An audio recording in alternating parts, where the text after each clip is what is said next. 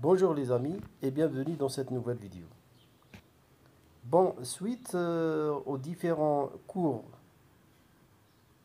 euh, évoqués dans les variétés de vidéos présentées récemment par rapport à la civilisation, aujourd'hui j'ai décidé de refaire, je dirais, une autre vidéo par rapport à la féodalité. Euh, Pourquoi? Parce que j'ai eu un commentaire euh, et je sais pas comment j'ai pris ça, mais je crois que celui qui a commenté, il a raison.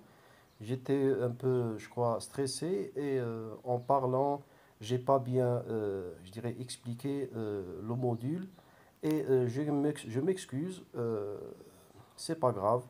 On va entamer aujourd'hui et on va refaire ce cours et espérons qu'il sera pris avec, je dirais, avec une bonne attention. Bon, on a parlé dans ce cours, vous avez comme terme à étudier et c'est-à-dire à l'analyser, vous avez la féodalité et la littérature médiévale et elle comprend la définition de la féodalité. Vous avez la composition de cette société médiévale, cette société féodale, et son hiérarchie. euh, voilà, et vous avez la littérature médiévale, hein. On va évoquer aussi l'art et parler précisément, ou bien je dirais en particulier, particulièrement, je vais évoquer la chanson de Geste. Vous avez aussi l'influence sur la littérature médiévale. Et vous avez enfin, vous aurez un texte qui est tiré, on va dire, la source de la littérature française, Histoire et Anthologie, Paris, Acier, 1990. C'est un texte qui,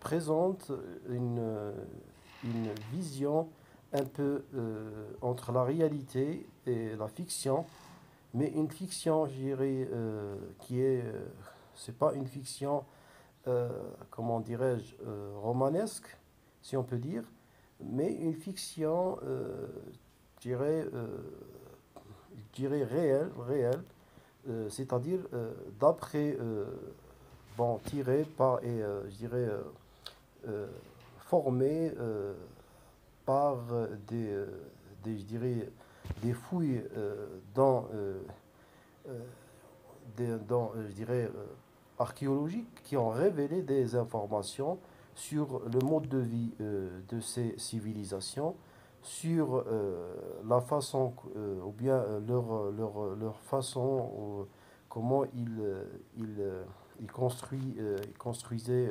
leurs bâtiments, leurs édifices, leurs églises, ou bien ils n'avaient pas d'église, ils avaient euh, voilà, différents, c'est-à-dire le lieu de culte, je veux dire. Euh, L'archéologie a essayé aussi à aider énormément dans la littérature, il faut mentionner cela, c'est très important. Et vous avez un questionnement sur ce texte, vous devez répondre, ça c'est à la fin.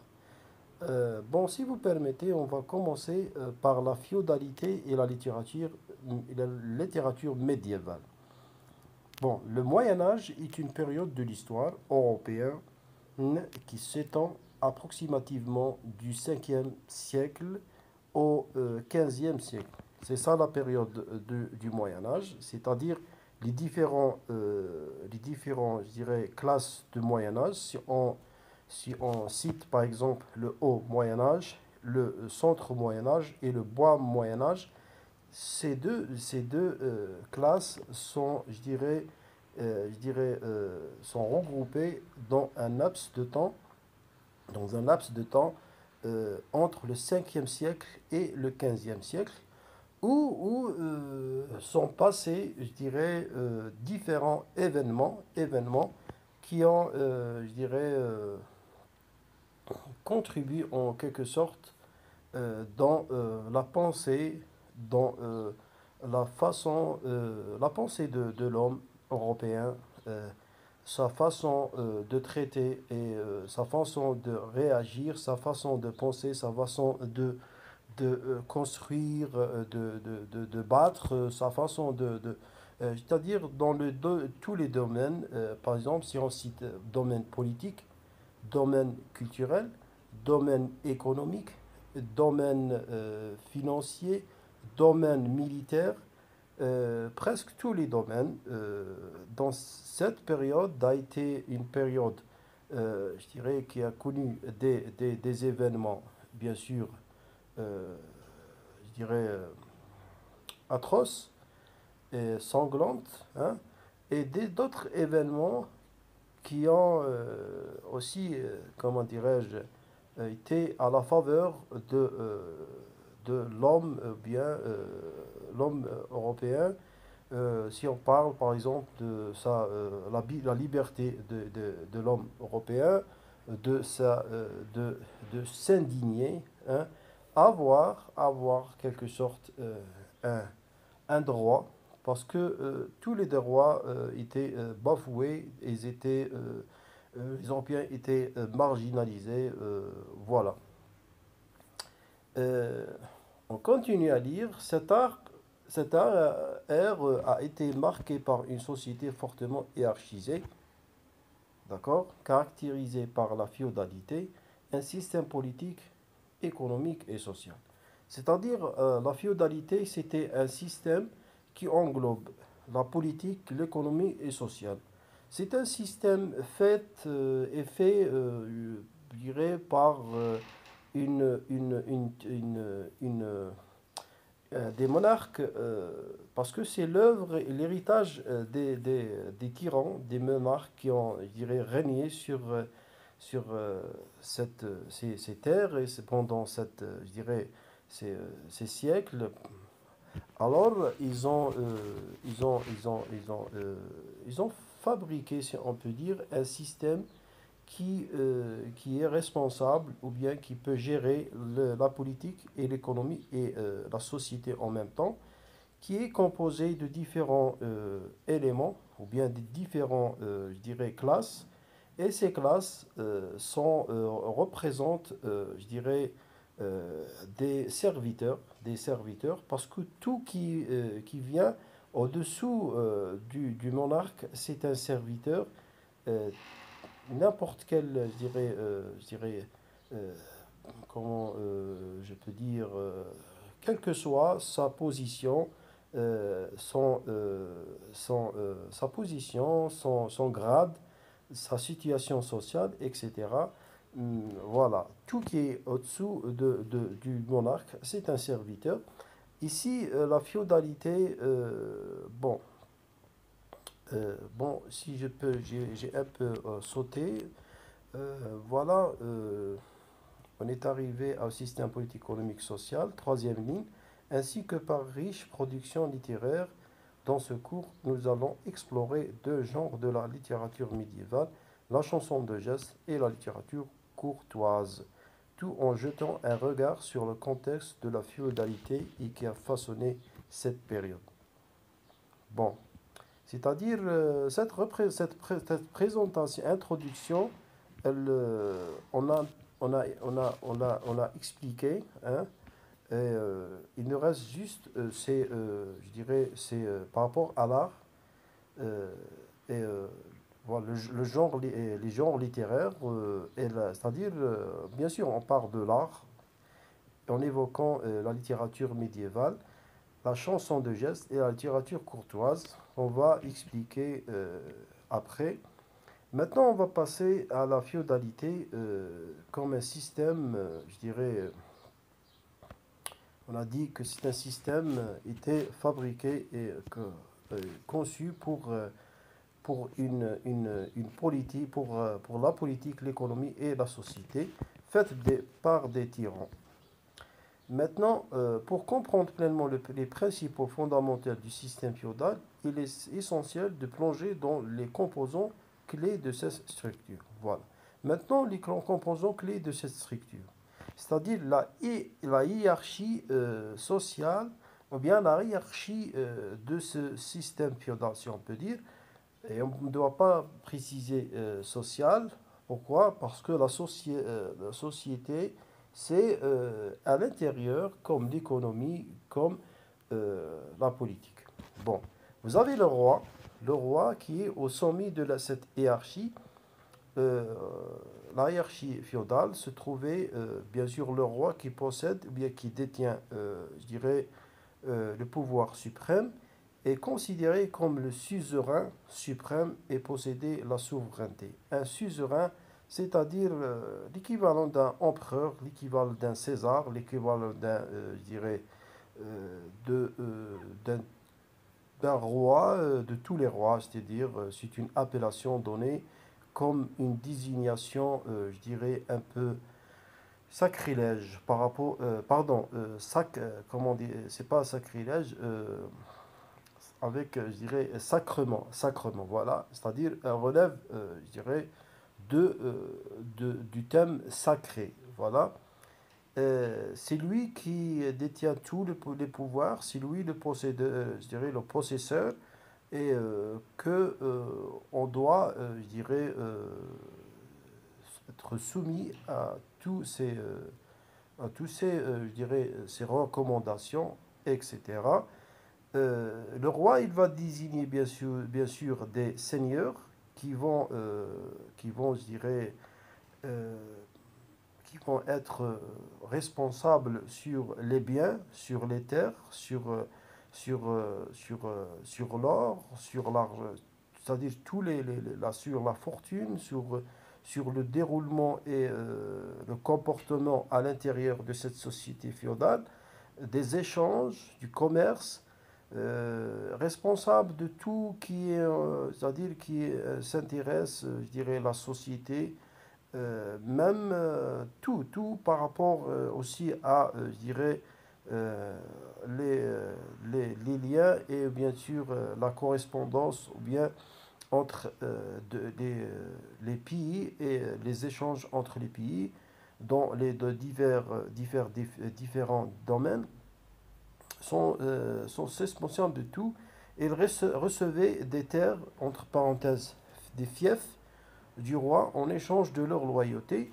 Alors le roi, il le récompense par des terres, entre parenthèses, ce sont des fiefs, et à l'échange de leur, bien sûr, de leur, je dirais, loyauté et leur soumission au roi et leur service, le Seigneur avait de responsabilités envers le roi. C'est-à-dire, ils ont prêté serment au roi, euh, tel que la collecte. Voilà, parmi ces missions, ces rôles, les rôles des seigneurs, on a la collecte des impôts et la fortune de troupes pour la défense du royaume, l'organisation, je dirais aussi, comment dirais-je, alimenter, alimenter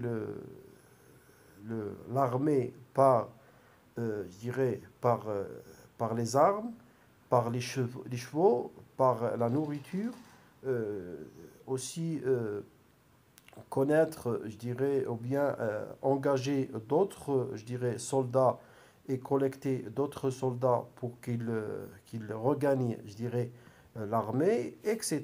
Il y avait trop et beaucoup de services. Puis on passe à les vassaux. Les vassaux étaient des seigneurs subalternes qui pâtaient hommage à un seigneur supérieur en échange de terres et de protection. Les vassaux, si on peut dire, ce sont des sous. Les vassaux sont des sous-seigneurs, c'est-à-dire qui prêtent serment, qui prêtent allégeance au seigneur. Et ce dernier, il prête serment au roi. Voilà. C'est-à-dire, eux, ils dépendaient ou bien ils dépendaient de ce qu'on appelle des seigneurs, hein. c'est-à-dire il reçoit les ordres et je dirais le plan de travail par les seigneurs et est un seigneur supérieur en échange de terres d'accord et de protection en guise de leur, c'est-à-dire pour préserver leur protection de la part des seigneurs. Seigneur, il va protéger ses vassaux à cause de leur, je dirais, de leur loyauté et leur service. Comme ça, leur protection, leur vie, elle est protégée. C'était un contrat d'allégeance mutuelle qui crée une relation féodale. Les vassaux devaient fournir des services militaires à leurs seigneurs en temps de guerre. Les vassaux aussi, dans le domaine militaire, euh, ils, ils offrent des services, je dirais, services euh, dans le domaine, par exemple, si, si la société elle est dans un état de guerre, alors on trouve que les vassaux, leur rôle, c'est très très très présent par rapport, par rapport à l'armée. La collecte je dirais,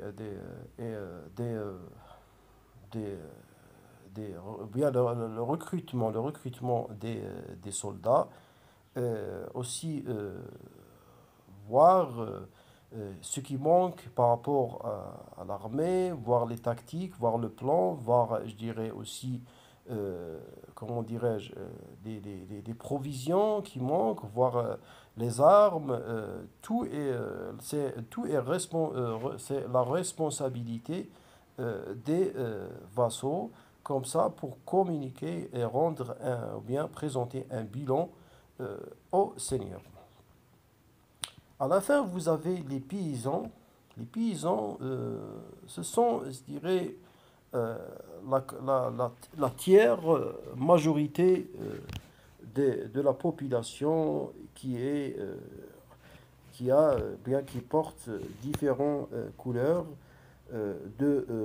pas, c'est-à-dire les vieux, les moins vieux, hein, et les jeunes, les femmes, les enfants, tout qui, voilà, toute je dirais, cette catégorie, c'est-à-dire la catégorie de peuple, mais précisément, lorsqu'il s'agit de paysans, ils vont prendre les moins vieux et les jeunes pour les moins vieux et les jeunes vulnérables qui ne peuvent pas, je dirais, c'est-à-dire, bien, ils ne sont pas aptes à l'armée.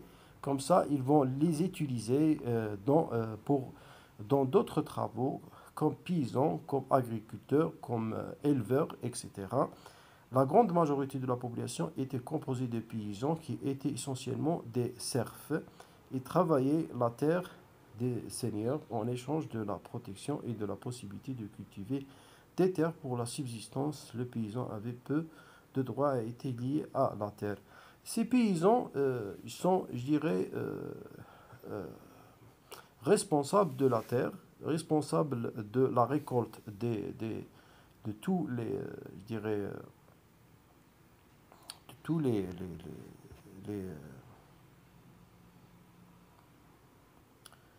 voilà, ils sont responsables de la récolte des-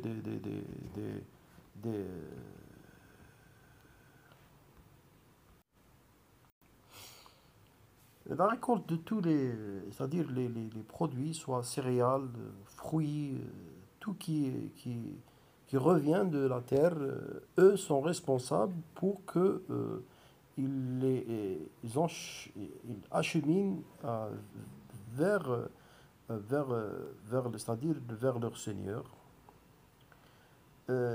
Voilà. Maintenant, on arrive le rôle des seigneurs et des vassaux. Le rôle des seigneurs et des vassaux sont toujours, je dirais, un rôle qui est lié au roi, un rôle qui doit être, je dirais, euh, comment dirais-je, un rôle responsable pour que le roi ait, je dirais, euh, comment dirais-je, est satisfait de tout, c'est-à-dire de leurs travaux. Les obligations du seigneur, les seigneurs avaient des obligations envers leurs suzerains et notamment la suzerain, c'est-à-dire le roi, notamment la fourniture de troupes pour les campagnes militaires du roi, le maintien de l'ordre dans le domaine et la collecte des impôts. Bien sûr, comment dirais-je, ce rôle des seigneurs par rapport aux chevaux, aux troupeaux, le bétail, la nourriture, tout, il est acheminé par, je dirais, c'est-à-dire à la source, c'était voilà, c'était le travail et le travail des paysans qui vient, c'est-à-dire directement de leur part, ou bien qui vient directement au Seigneur, et ces derniers, je dirais, ils vont le présenter au suzerain pour, je dirais, une sorte d'organisation. Et deux, vous avez les obligations des vassaux. Les vassaux étaient prêtés hommage à loyauté à leur seigneur, le soutenir en cas de besoin militaire et parfois conseiller leur suzerain sur la question politique. Les vassaux, ils assurent la protection des seigneurs et peuvent être aussi utilisés par le roi. Comme aujourd'hui, on a ce qu'on appelle le, les gardiens de paix, ou bien les gardiens, je dirais, euh, de, ces militaires qui entourent le président et tous le château présidentiel, etc. C'est presque ça. Euh, voilà les deux, je dirais, rôles des seigneurs et des vassaux. Bon, maintenant on passe à l'art, on passe à la littérature médiévale. Un, vous avez la chanson de geste. Définition de la chanson de geste. La chanson de geste, qui signifie littéralement chanson d'exploit en français, trouve ses racines dans la tradition orale médiévale. On comprend, qu'est-ce qu'on comprend pour expliquer ce, cette ligne et demie, on doit dire que voilà, la chanson c'était une œuvre et, qui retourne ou bien qui appartient ou bien qui date c'est-à-dire de, de la période médiévale, du Moyen Âge. Voilà, c'est pas quelque chose qui a, je dirais, plusieurs, qui a plusieurs siècles. À l'origine, ces récits étaient chantés ou récités par des ménestrels, ménestrels, des bardes ou des jongleurs lors de rassemblements, ou bien aussi des artistes, hein, des poètes, etc. Et il était un moyen de transmettre des histoires de bravoure, de chevalerie et de héros légendaires au fil de temps. Ces récits ont été transcrits et écrits, devenant ainsi des œuvres littéraires. Ça, c'est comme par exemple les mythes, hein, des légendes, les histoires dites et redites, et, par exemple par les grands-pères et les grands-mères. C'est un héritage, je dirais, traditionnel, euh, ou bien qui est en relation avec les mœurs, avec les traditions, avec les coutumes. Il n'est pas, je dirais, un art qui est formel, hein.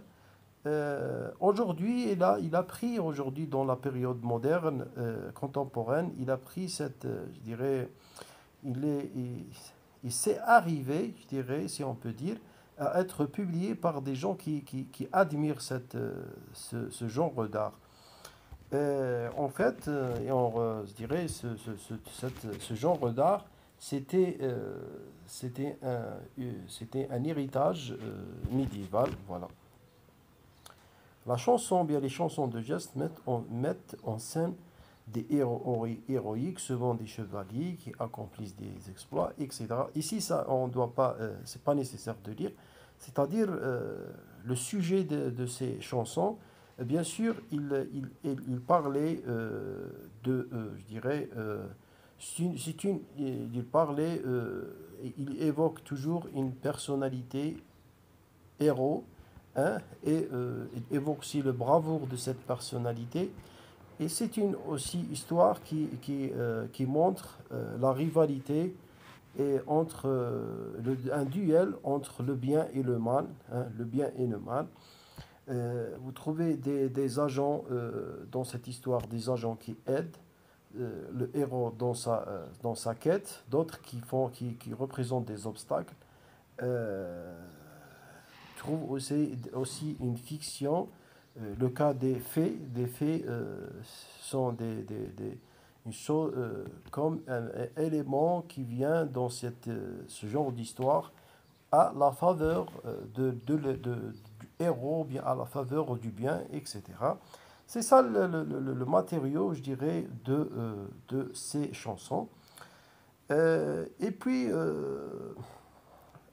vient, ou bien on ajoute quelque chose que ces chansons, ils ont aussi, appartient à la littérature parce que à la base c'était des chansons dites oralement, puis ils ont pris un autre, je dirais, timbre, celle de l'écrit, ils sont devenus, je dirais, des, euh, des histoires.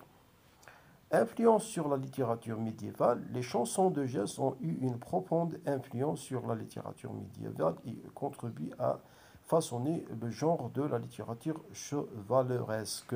C'est-à-dire dans ce cours qui porte précisément, principalement et en particulier sur la féodalité, on pose des questions pourquoi ils ont évoqué, ils ont noté ou bien cité l'art, je dirais, et la chanson, je dirais, la chanson de geste, c'est-à-dire, ils voulaient nous montrer que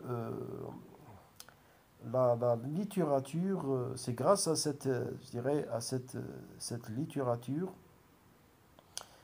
qu'on a pu connaître et, je dirais, et sortir quelques informations et deviner, si on peut dire, la vie des gens dans cette période de l'histoire de l'homme. C'est-à-dire les relations entre les hommes, même, on décrit même leurs émotions, tout. C'est aussi quelque chose qui a contribué énormément à la littérature. Les chansons de jazz ont eu une profonde influence sur la littérature, d'accord, et ont contribué à façonner le genre de la littérature, d'accord, on a dit ça. On est en deuxième ici, la deuxième ligne. Elles ont également joué un rôle dans la construction de l'identité culturelle européenne en mettant en avant des récits héroïques. Partager la chanson de geste est un génie littéraire recommandé, ou bien remarquable qui a capturé l'esprit de l'époque médiévale, transmettant des valeurs chevaleresques. D'accord? C'est-à-dire que grâce à cette chanson, bien la chanson de jazz, ou bien ce qu'on appelle ce genre ce genre d'art, que on a pu connaître beaucoup de choses. D'accord? La dernière ligne, on va terminer cette dernière ligne, je n'arrive pas à me zoomer. Exploit héroïque, des leçons morales à travers des récits épiques et poétiques. Ces œuvres continuent à fasciner et inspirer les amateurs de littérature et d'histoire médiévale et ce jour. Bon, la question que vous pouvez avoir dans l'examen par rapport à l'art, on peut avoir une question qui parle c'est-à-dire de l'art, hein, l'art, bien sûr médiéval, hein, médiéval, Et vous devez, si vous avez une question par rapport à l'art du Moyen Âge, vous devez évoquer la chanson de geste. Et lorsqu'il s'agit de la chanson de geste, vous dites bien sûr que la chanson de geste était le fruit de quoi? Le fruit des histoires, hein, des histoires des peuples euh, et leur quotidien, euh, leur bonheur, si on peut dire leur bonheur, leur solidarité, leur échange, je dirais, par exemple, euh, euh, comment dirais-je, si on peut dire, évoque la violence, les inégalités, l'oppression, l'injustice. Tout est évoqué dans ces chansons. C'est pas que, c'est-à-dire que les bonnes choses. C'est un moyen pour ces gens pour exprimer à cette période. Mais c'est avéré que cet art a traversé les âges, a traversé les périodes, à traverser les âges et les périodes, jusqu'à arriver à nous. Et on est arrivé, je dirais, à distraire, si on peut dire, et mettre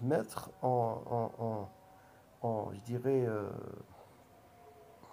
mettre en réalité, si on peut dire, mettre en- sur, c'est-à-dire bien rendre ces récits réels par et d'écrire, voilà, et décortiquer c'est-à-dire le contenu de ces chansons qui ont contribué énormément dans la littérature bien sûr, et aussi on contribue aussi dans le côté historique, on oublie ça, le côté historique,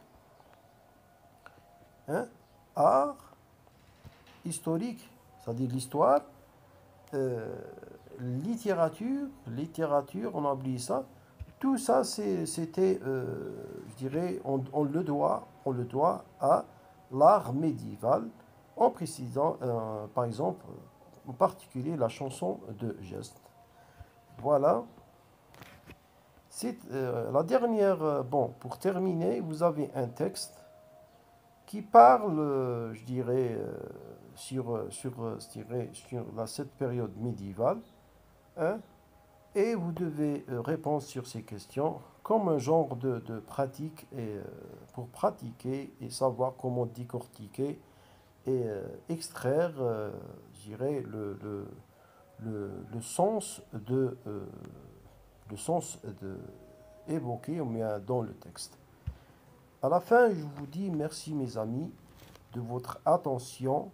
Je vous donne rendez-vous la prochaine fois dans une autre vidéo qui va peut-être évoquer et révéler d'autres informations dans le domaine de la civilisation. D'ici là, prenez soin de vous.